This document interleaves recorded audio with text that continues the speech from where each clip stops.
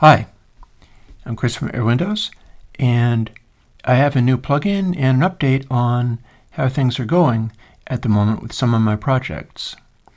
So let's go to the plugin and show you what that is.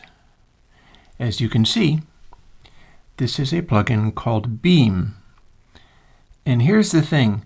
This is one of those ones where I'm experimenting with stuff, and much like this very recording here, I'm trying new things in terms of the microphone and such, but I'm going to have to take apart my Lavery capture and find out what's making it be a little crackly, because the rest of my stuff is up to the task, and now the fancy converter is the weak link and needs something repair-wise, apparently.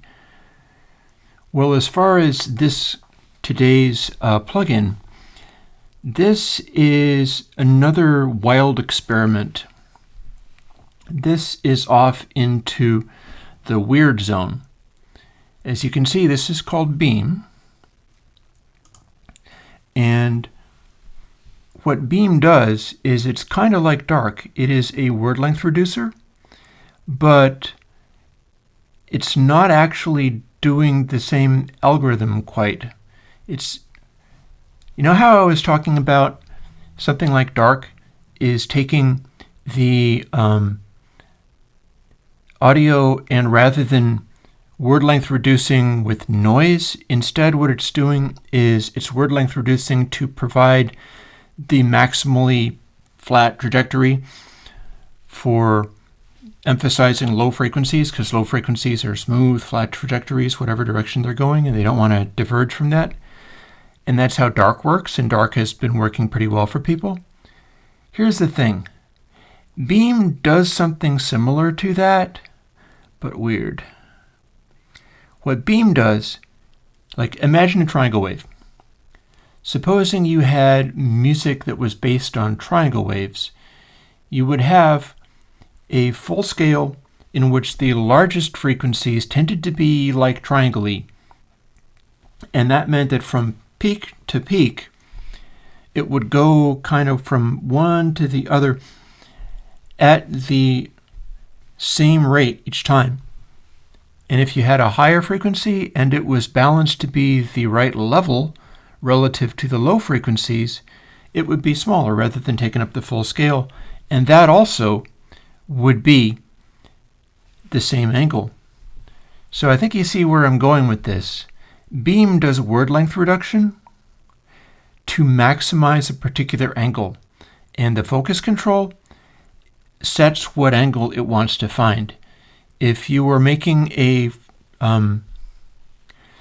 frequency that is moving sharper than that angle, it will try to diminish it, and if you're doing something that is less than the angle, it will try to increase it, going either direction.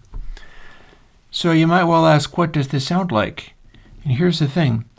This is one of those word length reducers, so it's designed to work at like 24-bit or 16-bit, and I have the D-Res, but the D-Res will show you a world of deep strangeness, because the way that it works, well, I'll just show you. Here, I'll cut it in at 24-bit.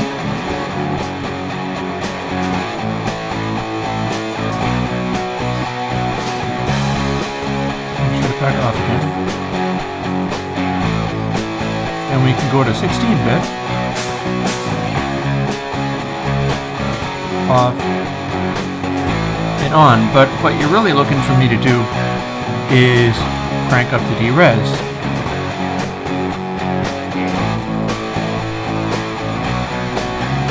Off and on. So here's the problem with this one, is that it's a little difficult for me to tell even whether, like, what it's trying to do is a pretty strange experiment. Like, why should audio tend to be moving the same speed up and down? Why would you want that? And my answer is, I don't know that you do. This is an experiment. I'm not sure what's going to happen. What I'm finding is that I've got it voiced so that the focus area at the middle is trying to zero in on sort of that a little over, maybe a little under 2K, the Fletcher-Munson thing where you can hear deeply into the music. And what we're getting out of that is basically a strange result.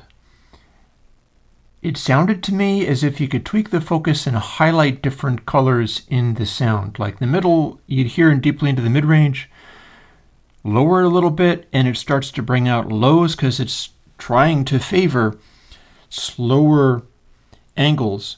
And that's consistent over the entire frequency range and everything that's happening. It's always going to be looking for the same angles, whereas dark is looking to continue the angle that you're at, the angle that the waveform is at. So I haven't even showed you the craziness of what happens when you turn D-res up even more. This is super low bit. We can turn this off, we can turn it back on.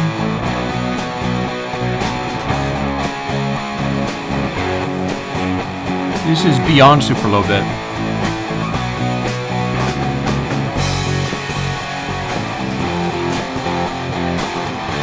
Turn the super low bit on again. And then, see the baseline of this one is this insane screeching noise. And that's a little worrying. That's weird and strange.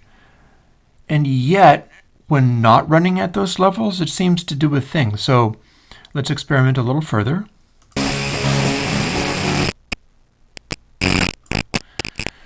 That's what the very bottom of it sounds like.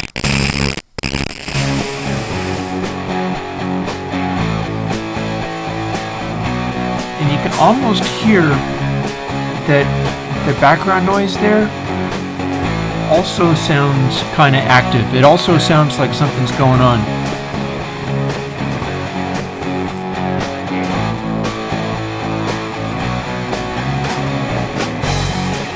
So now let's start a fool with the focus thing. Higher.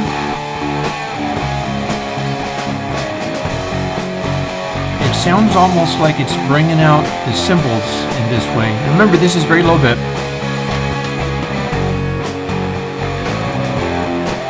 And then lower.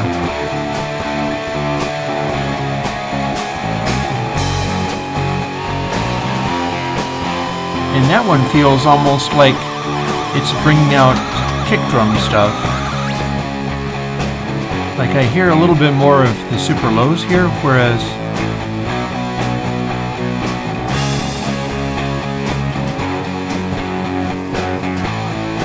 up here it feels like it's bringing cymbals out.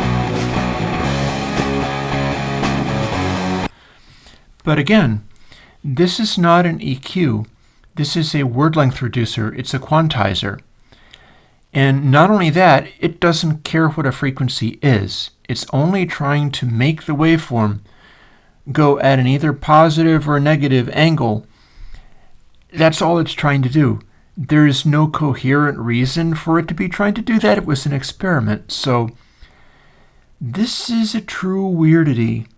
I don't know where this is necessarily going, or whether it's, maybe it's a neat discovery into the idea of what makes mixes sound good, or maybe it's just like you're going to have to use your own judgment on this puppy because it's a little strange. Like I said, you don't necessarily want the bottom of your noise floor to sound like this.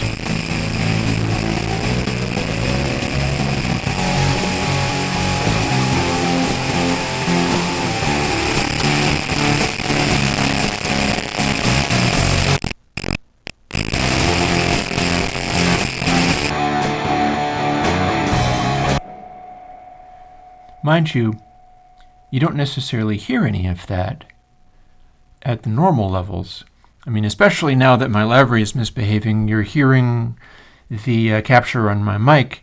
Is that a faint crackly? And that is not conducive to listening to other stuff appropriately. So I'm going to have to take that apart and try to work on it. It's old. I bought it used. But when we get into the audio stuff,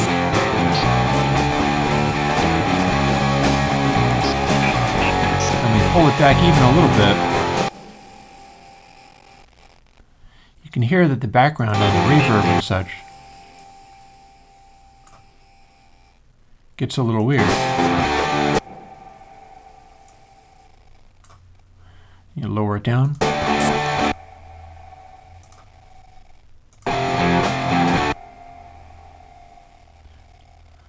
Or pick a higher frequency.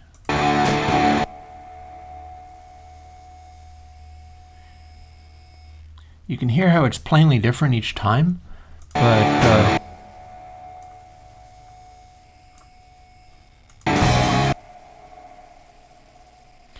and we even hear a sort of howling tonal quality in the background of that reverb as it fades away, because I'm using the reverb in order to just actuate the mix going through Beam at this very low bit setting, so that you hear what the noise floor sounds like actually functioning on a noise floor.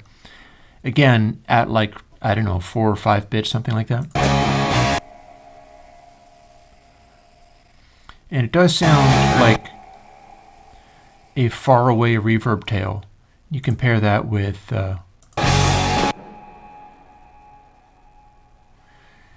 it arguably sounds a little more distant going through Beam.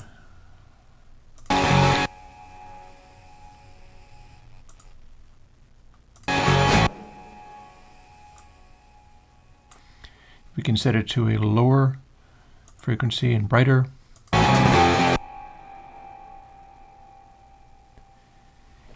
And yeah, this is a strange world that this goes to. And then at 16-bit, you're no longer hearing the, here, let's go back to our default of 0.5. I have a loud keyboard because I'm trying a new microphone. If only the converter was working properly so that I would have the volume behavior of this new microphone. It's all kind of crazy, like I can rotate this a little bit and you can see that you actually can't even see the new microphone very well. It used to be a studio project and I did all kinds of stuff to it and indeed took away the grill, thinking that it was getting in the way of the sound. Grill was also getting in the way of picking up background hum. So now I have like aluminum screen material and also some Mylar in there just to shield it and stop it from humming. So now it hums, but the library is misbehaving. Anyways, back to the plugin. We can have the 16-bit. So, and this is cut back. I have a word length shift gain, as you can see here. If I turn that off, I'll be hitting you a little harder with the sound, but the reverb will also be talking. So brief burst of full volume with no beam, and then I'll show you 16-bit.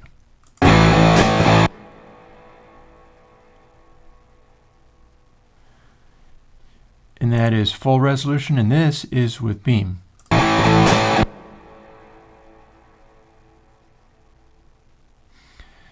It's definitely a little hard to sort out what this one's doing.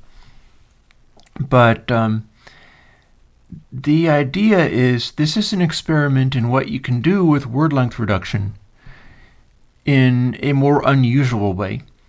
And it acts kind of like it has EQ-like properties, and yet at the same time it really kind of doesn't. It has a really nasty total noise floor, which does eventually cut out if you give it full silence. And I feel also that if you have background noise actually there in your noise floor, or any content, any valuable stuff in the noise floor, it'll handle that. But on the transition, it goes crazy. And that is something that, like, dark does something, but it doesn't go crazy like this one. And of course, proper TPDF dither and stuff don't do anything like that at all. So here's what I'm going to do. Here is Beam, and you can have it. Beam is available to full width. And you may or may not find it more exciting than dark or whatever. I have made all the caveats, I think, clearly announced here. In fact, let's just take a moment and back to my picture. So here's the deal. I'm going to put out Beam, and in fact, as you hear this, you can download it and try it. I've already put out Dark, and I've been speculating on whether I want to take the plugin Monitoring, which is normally on this mix, and replace the Not Just Another dither with Dark, because Dark outperforms Not Just Another dither. But what if Beam, even though it's like a insane idea, or I shouldn't go so far as to say that, but it sure as hell is an idea that nobody else has tried. Nobody has had the notion of trying to statistically ensure that the waveform tries to zero in on specific angles of going up or going down as a music aid. I mean, it's all based on word length reduction and getting a consistent behavior. It's similar to Dark in that way, in that in normal behavior, it will optimize. It's just optimizing for something that's not just maximizing low frequencies, it's maximizing a particular behavior that's poorly understood because nobody has a plugin to do that. I mean, I don't even have a plugin to do that. I don't even have a plugin to like massage the audio to where rather than being clipped or saturated, it makes the audio try to go to particular angles rather than what it normally would do. Nobody has that. Now you do. The question is it any good to anybody? And I don't know the answer yet. I thought it was interesting. There are some parallels with the theorizing I've done with regard to like hit record sound. Like there was a point where I literally had this measurement as part of a processing tool. It was mastering tools. And in doing mastering tools, there was a time when I had a meter in there, because this was all running in Real Basic before I was programming, and I had graphics because it wasn't plugin graphics, and I had a measurement where I was trying to measure sonority and like the intensity of tone in stuff. And what I was doing was measuring these angles and optimize. Like I found that there was a particular angle that was characteristic of hit records, and they tended to do that. They tended to have their waveforms consistently enough balanced between really low waveforms taking a large space and tiny waveforms, high frequency waveforms taking a small space. And as they did that, they would tend to hit similar, like I'd look at the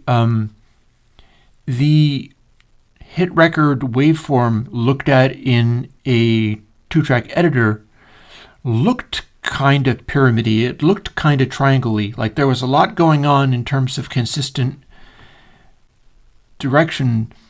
And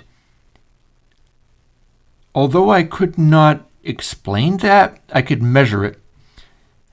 And I set this early version of mastering tools up to measure that and found that some of the hit records I was looking at were unusually good at making that kind of sonority. First of all, they sounded sonorous. They sounded like they were coming from a space and the loudness of them just went right through you. But also, they would show up on these charts that I did that were essentially measuring how well it stuck to those angles. So, more than 10 years later, this is a plugin that tries to accentuate that.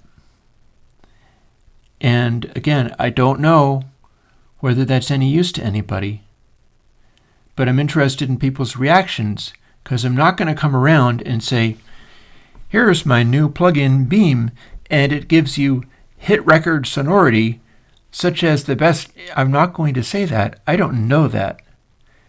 There's just some stuff that I've been working on for a long time, and this takes things in a direction that has not been explored before. And it also has the really unpleasant noise floor for when stuff fades into silence. So what I would say is listening test on this. There is nothing. Put it this way.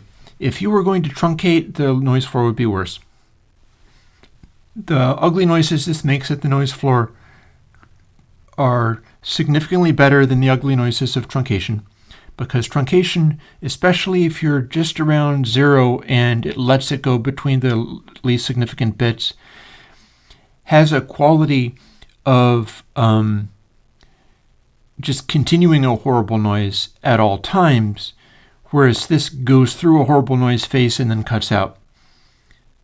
And it's different for the different frequencies that you set focus at, and it's all very, very faint. Even at 16-bit, I don't think that is going to become a obnoxious thing, certainly compared to truncation. It's certainly not as well behaved as TPDF, but it's certainly not going to be as obnoxious sounding as truncation, even in its worst case. And at 24-bit, you don't really have anything to worry about there. But my question is whether it's bringing anything really interesting at the other amplitude levels. When there is audio going through, is it bringing out anything special? So here's what I'm going to do. Here is Beam. You should try it. I'm not going to make any promises as to what it does tonally, only to say I've spelled out exactly what it's doing. I don't know how that relates to audio other than it wants low frequencies to be bigger than high frequencies, otherwise it won't be able to do its thing of consistent slopes. I've also got dark. I know exactly what dark does, and it behaves better at the bottom line. And I've got not just another dither, which has been out there for some time. I'm going to continue putting out some of these dither plugins. There are a line of them that I intend to do in this context with the DRes control so that you can use it for stuff and hear what it does. All of these will give different low-res behaviors for those of you that want to use it as like a bit crusher or whatever. Like, if you're going for bit crushers, I'm going to give you a panoply of all the different possible bit crushers you could possibly have, and they're all going to have different flavor as you do that thing. That said, one of them is going to become the new default Airwindows word length reducer for monitoring. Currently, it's not just another dither. I have a feeling that either dark or Beam will soundly defeat not just another dither, which is also going to come out with the DRes thing, so you can really compare these things. And I'm shooting for what is going to be the best choice there to become the default for monitoring, which is my default for setting people up if they're just starting to do stuff and being able to do their mixing and critical listening and such, and not have to think about what kind of word length reducer they should use. So there's your challenge. I want to hear whether this one is like hot or not, whether it's crazy or crazy like a fox, like a new concept. What I'm thinking is going to happen is using not just another dither, it pulls back a naturalness quality, because it's doing a complicated algorithm that's not specifically music related, but it's making backgrounds comply to a statistical measurement called Benford realness. And that is somewhat arbitrary too, but it worked for people.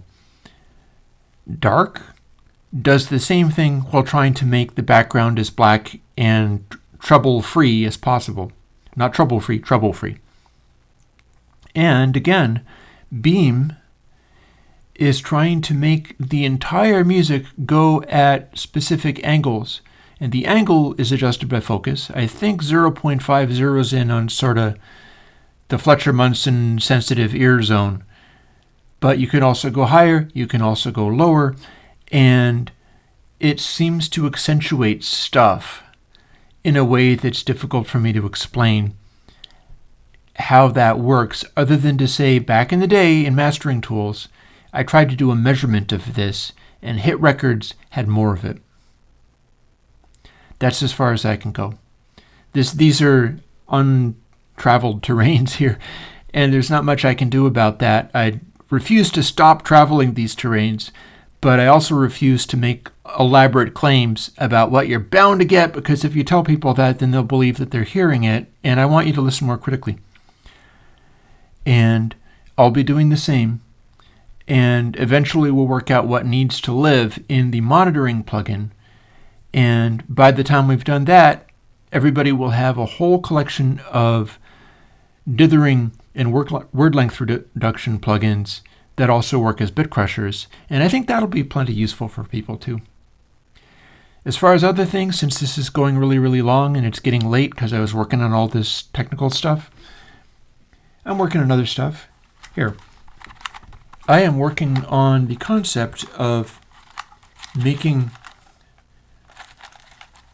chips and things for people to be able to buy, if you're a patron, at cost.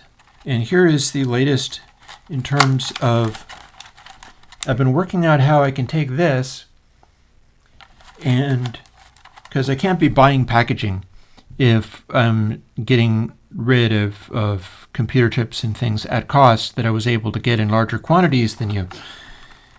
But I want to be able to make it so that people can buy these chips for like 30 cents a pop and start experimenting. And so here is the thing, is if you wanted to get a set of XOR gates, I can chop these into roughly thirds and fit them in the box that I can use for mailing them to you. And you can get 8 at a time. And 8 at 30 cents is a little under $3. And it might make it possible for people to get a whole range of funky chips. Like, okay, here's another one with a label. Here's another one with a label. So you could go, I want to build a tube sound fuzz and also a sequencer. So you'd go, okay, give me 404 UBE. UBE means unbuffered. And that is the tube sound fuzz. It's 6 little FET things that you can make guitar distortions out of, or many other things besides. Counters are things that you can make sequencers out of.